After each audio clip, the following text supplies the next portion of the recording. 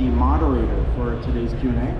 Oh, and just a quick note about me. I've been covering various drift events for over 20 years now. D1, Formula D, as well as international competitions, and been around some of the most famous drifters in the world. So for me, being here today up on stage with these folks, asking questions and having a discussion is really a fan guy moment for me. And when we're done, we're going to turn the Q&A over to you guys. So make sure you come with some hard-hitting questions for Sung, Hurt, and Dai Yoshihara, who were all integral parts of the movie. Hey guys, for everybody standing here, could we do a favor so people in the back can see? Can we all just kind of lay down on the ground? Just chill, relax, take a load off, yeah? Thank you. All right, so let's get started. Our new special guest today is Hurt. You know him from the Twerk Stallion and a number of different projects. He also has another project that he's working on. We'll get to that. But we want kind of the elevator speech on everyone on the panel's name, character name in the film, and experience of years drifting, as well as what is in your garage right now that we all need to hear about. You want to start with me? Sure. All right. Just like you said, my name is Hurt, formerly part of Hoonigan Industries. I was the 4th employee there, spent 10 years there, and now I'm with Nappy Boy Automotive and my business partner T-Pain. We're trying to do our best to elevate drifting the same way Sung is, by blending it with entertainment and just, sharing our passion and our love and trying to break through. We know you all love it, but we're trying to make everyone love it as well. So that's definitely the goal. As far as my garage, it's a little bit of a problem. I've got 2 A86s. I think that's what really brought us together, is our love for the A86 chassis. I have 4 RX-7s, a GS300, JZX100, 350Z, Honda K-Swap 240. I mean, I have a problem, a genuine problem. But I love cars. I've been drifting for about 15 years. The first time that I drifted a car, I fell in love and decided to, I actually didn't make the decision, and just my body decided that drifting is your life and everything that you do is going to be drift related. And luckily for me, drifting has given back to me everything that I've given to it, from my career to my family to being in this moment right now, featured in a film with Sung Kang, simply because I chased my love for drifting. So to be a part of this movie, even in the smallest bit, it means a lot to me, and I'm just honored that someone like Sung Kang would look at what we love and fall in love with it and do it with us and include us in it. So I'm just stoked to be here. This is awesome. Also, Dai Yoshihara. Oh my God! Come on, it's Dai Yoshihara. Yeah. Get a round of applause. Yeah, but yeah, that's me. That's my story. I love cars. I love drifting, and thank you guys for coming to show love to, the small thing that we love. Well, thanks for being here, Hurt. Dai, tell us your full name, what you did in the film, what your role was, as well as years drifting, and what is exciting in your garage as well. Hi guys, my name is Dai Yoshihara, and I did the stunt driving for this movie. I'm originally from Tokyo, Japan, but I've been living in Southern California for most of my career, and I've been drifting over 25 years Introduction. now. I mean, everybody knows so much about him, but let's get your full name, hometown, what's exciting in your garage, and I guess a little bit about your character inside the film. Hi everybody, I'm Sung. I grew up in Georgia. I finished high school in Barstow, California. Anybody from Barstow? Give it up. Nobody. Dang, it's always like that. Interesting enough, we did shoot in Barstow. We took the movie back home. And car collection, that's special. Of course, the Fuguzi there. You guys look at that. This is her 10-year anniversary at SEMA, so the whole SEMA journey for me and the car build journey started 10 years ago, exactly here at SEMA with the Fuguzi there. It started with a RB26 naturally aspirated motor, but now has a turbo in there. So I would say she is probably one of the most special cars in my life. But she actually lives at Gredi permanently. I leave her there. But in my home, I do have a 1972 fully stock 240Z with SU carbs, and only modifications was the KW suspension. And that's really it. I mean, it's still 4-speed, still old. She is just, you know, just a soulful creature. And it's interesting because on there's the dealer plate frame, and it says Woodland Hills, and that's like the neighborhood I live in. And basically that car was bought in 1972, 5 minutes from my house. And so the car essentially came back to the neighborhood to me when I found it on Facebook Marketplace. So I feel like these cars all have a soul, and we don't actually go and find the car finds us somehow. And you know, I think all these cars and all you guys can kind of understand this crazy language and connection with cars, and that's kind of how the Drifter movie all actually was born. It was started, it was inspired. You know, being part of the Fast franchise has really been a privilege and a blessing. But I wanted to make a movie and a story that really represented our community in an authentic way. I think, you know, some of the Hollywood movies have really deviated from that. And, you know, Drifter, the film, is really, really special to me because it was supported by the community financially. It was supported by friends in terms of building cars for us. I mean, Dai built this car for the movie. I mean, we couldn't afford to have a full competition car in the film, you know. So the whole community came together. Willow Springs came and they allowed us to shoot there. Englishtown, Raceway Park, you know, they donated their time. Drift Games, Adam LZ created this whole fake drift event called Legends of Drift, and this is where Hurt comes in. You know, it's like Hurt came and donated his time, and you know, I have to sit back every night and just, you know, just remind myself how lucky I am to have all of these amazing people in my life to support this dream of mine, you know. And so this isn't my movie. People keep saying your movie, your movie. This is our movie, and I hope when you guys see the film that, you know, you see everyone's heart and soul that went into it, because this is a love letter for the community. And I want to thank all of you guys. You know, I know there are a lot more cooler things to look and see in the convention, but for you to come and spend time with us and kind of listen to, you know, the kind of pointless things we have to say, I just want to say thank you.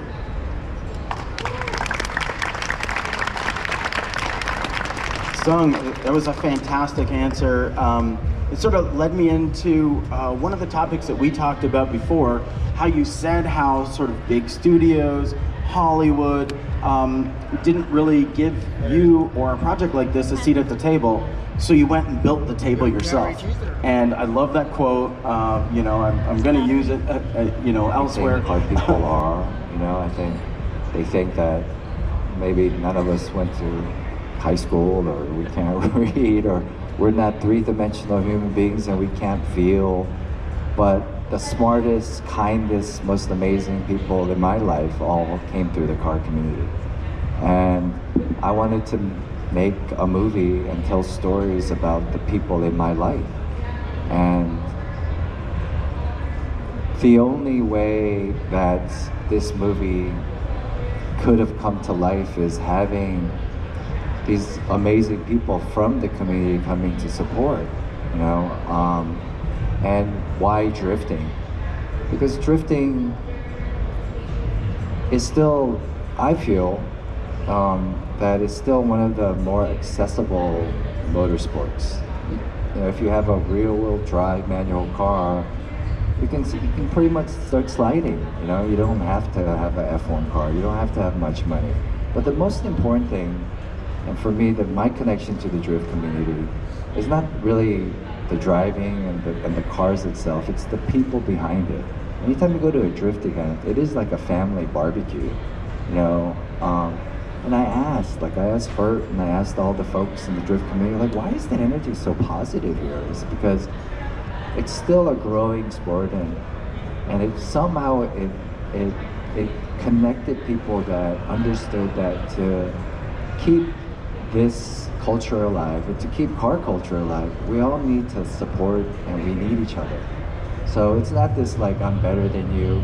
I mean, winning is great, but you know, there's another event every week, right? So there is this spirit of like, let's come together, let's help each other. So that was the thing that I was really drawn to, and so I felt like, you know, I really wanted to cherish that and honor that and give a love letter to this community that has embraced me, right? So that's really why the backdrop of drifting is in this film. And Dai, we wanted to get to a little bit about your stunt driving experience in this film. The LS comes with a lot of torque and power. We didn't really need to do any modification. So basically stock LS3 and reliability was really good. So there's a lot of driving sequence, but the car made through all the way the shoot. And how did your experience in the film you know, really translate? You said you had to do multiple takes of something sometimes, but there was also a lot on the line because you couldn't really let anything happen to the car. You couldn't, you know, crash it or get a scratch or cause problems. So what were the challenges? Yeah, that's exactly the challenge. It's not like a super big budget movie. So we don't really have backup cars like, you know, like, right? So I gotta make sure I gotta deliver what people need, but at the same time I can't really crash and damage the car. So that was a challenging portion, but you know, it was super fun because I get to drive so much throughout the movie, so I enjoy a lot. That's a great answer. And Hurt, let's get to you a little bit more about why you said yes to this film, you know, why you're enthusiastic about it, and your appearance in the film, if you can share anything. Yeah, I mean, it was a no-brainer for me because we're grandstanding drifting, something that I grew up loving, something that has changed my life and affected my life in a lot of ways. And also, you know, before this movie was concepted, I met Sung, became friends with him, Brian Scotto, and just a lot of people in the industry are part of this as well. So it was a very natural thing for me, but it was a very easy decision to pack my things up and drive across country to, you know, have a moment in this movie. I mean, we grew up watching, you know, Fast and Furious and things like that, and that was before our era, so we didn't get to be a part of that. And our version of car culture wasn't ingrained in that. So this was an opportunity to help define what we believe in on the main stage. And so it was a no-brainer. It was easy.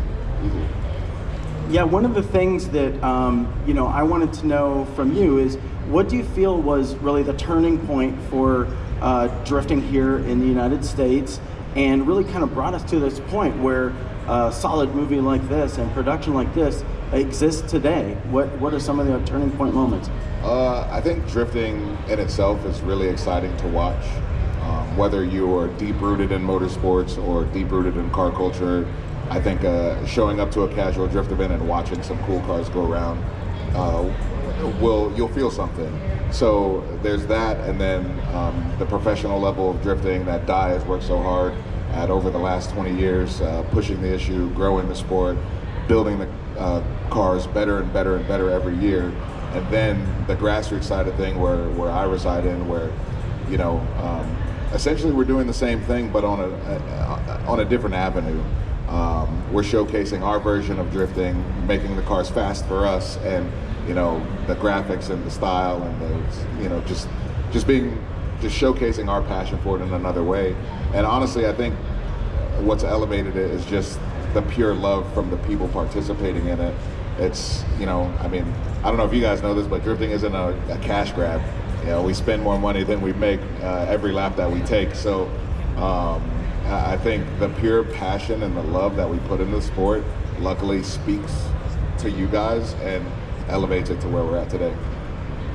Great. And Sung, I also wanted to ask you, you know, this movie is the intersection of the excitement and experience of drifting and a fantastic story-driven narrative for the film as well. Can you talk a little bit about the story itself? I mean, our crowds keep getting bigger and bigger every day. We've got a built-in audience here. Is there anything that you can share?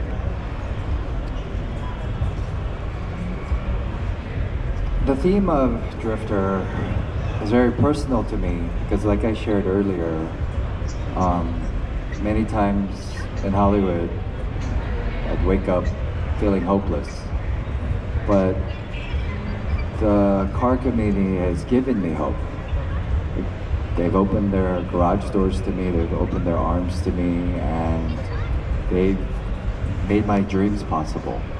And so that was transferred into the story of Drifter. And Drifter is about a character named Tree, who is a janitor at Willow Springs. He lives in the shadows, he's a nobody, he's never had any luck in life. But he has one thing that he wishes he could do, is to be a professional drifter. But he's never gonna have that chance. He drives a piece of junk Corolla. He's blind in one eye. He doesn't know anybody.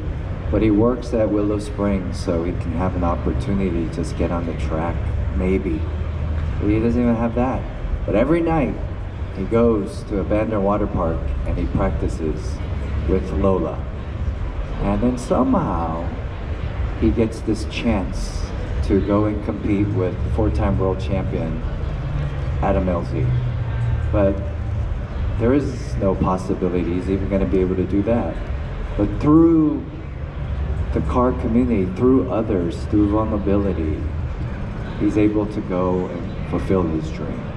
And so that is what Drifter is about. And it really is finding hope in a hopeless situation by being vulnerable and surrounding yourself with others with the same passion.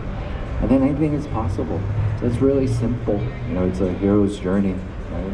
It's Rocky without the boxing, you know. I like that answer. And yeah, I mean, we're almost ready for crowd Q&A. Is there any other things that you'd like to add about release dates or you know, method of you know, where it will be theatrical release or streaming? What do you think is the future plan for that? The plan for this film is to release it in theaters first, and maybe it'll end up on some streaming platform later. But the reason I want to self-distribute this movie instead of, you know, like the typical studio system where they just blast it in like a whole bunch of theaters and then it's like forgotten, then it goes onto Netflix or Amazon. We want to do a road show where I travel around America. We pick specific towns and cities in the country, and we have like a car meet. We gather because I feel like, you know, every time you look at, you know, social media and the news, it talks about how everything is so divisive and how we're different. Like, I feel like the cars bring the world together. And again, this movie is for us, and we're better to gather and have a shared experience. Why not start with a car meet? And they can be small, they can be 10 people, they can be 100 people. And then we go and watch a movie together. So I want to do this road show probably the middle of next year. And I'm still working on the movie. There's still visual effects and stuff because, again, this is a independently financed film. And you know, I want to pick specific areas in the country and just have a shared experience, just have a gathering. So that is the whole plan. And the way, you know, you guys can help is whatever videos you take, whatever pictures you take of Lola, just share it on social media, you know, and after you guys see the movie, if you like it, if you want to support it, you know, you can just share it on social media. I mean, social media is power. Your voice is power, you know, and we're only as good as your opinion. And if you guys want to continue to have stories that represent us in an authentic way, you know, it's just a few clicks, you know, and that's all we ask. And if you hate it, you should write that and say this movie sucks, don't go watch that either. So, you know, be honest, right? So. Okay, and with that, it's Q&A time, so I'm gonna hand the mic over. And if you have a question, just raise your hand and we'll come answer them.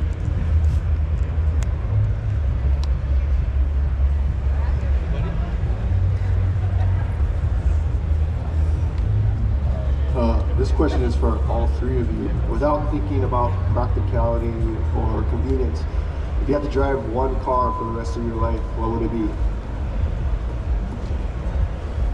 I will still say 8086. I'm gonna have to go with a 4-rotor turbo 1,000 horsepower FCR XL. That's crazy. Man, that's a tough question. You know what I would say? I would say I would, for the rest of my life, yeah, I would say a 2025 Toyota Sienna. Platinum edition, 18 cup holders, 3 monitors, phone charger. You know what I'm talking about? Come on, give it up for the Sienna minivan, people. Woo!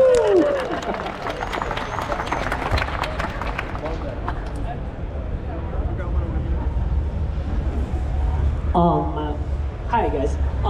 So you know, going back to Hollywood and everything, right? And you know, I've been following your career since Better Luck Tomorrow, working with, you know, all that, and like just hearing Justin Lin talk about his journey, being involved in Hollywood and everything. And you know, part of the question is, where did you get your inspiration? You know, as an actor, and you know, your professionalism and everything, and where do you see like Hollywood going as far as your passion project and Hollywood accepting all of that into Hollywood itself? Because you know, mainstream Hollywood, like, you know, Disney is kind of flatlining and stuff like that, and I just love that your heart and soul is pouring into these type of movies. And when do you think Hollywood will notice those kinds of things, that's what people actually want to see, you know? So, you know, that kind of thing. A lot of questions. Yeah, sorry. So maybe let's start with the first one. Where did I get my inspiration? I guess to be even an actor or filmmaker, right? You know, growing up when I did, because you know, I am 53, so like I'm probably the oldest one in this room, maybe. But it's a different time, you know. Damn! What is that? Kevin Hart, damn! It was a different time, you know, and people that looked like me didn't really have a place in Hollywood, right? But I knew as a kid, I wasn't gonna go out like that. Like, I wanted to make a difference in life. I didn't know how, you know, and I didn't know where I was gonna find it, but somehow, you know, storytelling, playing pretend, you know, movies was like my sanctuary. I would go to theaters, you know, every day by myself and just go watch movies, and I would escape my reality by like watching these like fictional stories, you know, and then this idea of being accepted by Hollywood, right? And these stories that I'm trying to tell being accepted by Hollywood, I've come to realize that they've never accepted me, and they, well, most likely never will. And we're in a wonderful place right now because I don't think we need Hollywood. And I think Hollywood forgets that we're only as good as the people watching the movies. The movies have to be made for the fans, not for some other agenda or whatever it is, you know. And you know, when I think about the kind of storyteller and person and artist that I want to be, is that I want my movies and my stories and even my cars to just represent something positive. You know, at the end of the day, when we're not here anymore, I'm not going to be able to take these cars with me. But hopefully you can watch the films and you can see these cars, and there's just a positive message, you know, and car community is everything positive in my life.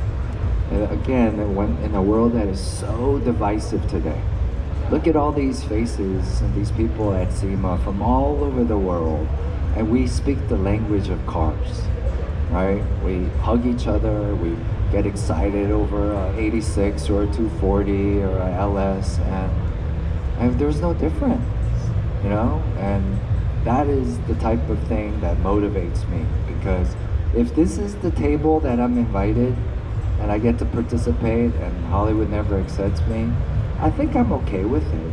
You know, I don't think I'm okay with it, I am okay with it. Great answer. It looks like we have time for one more quick question. Anybody?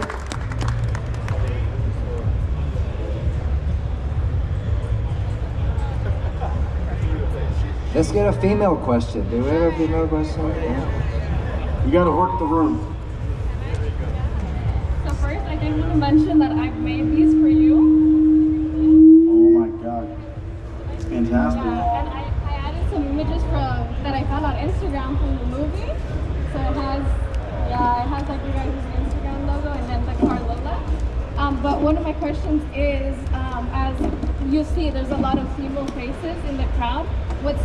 You guys are all a panel of men, so what's a good message for us women that we love cars also? What's a good message that you guys can give us, or a lot of the females that do want to get into cars but are kind of shunned away or don't feel accepted?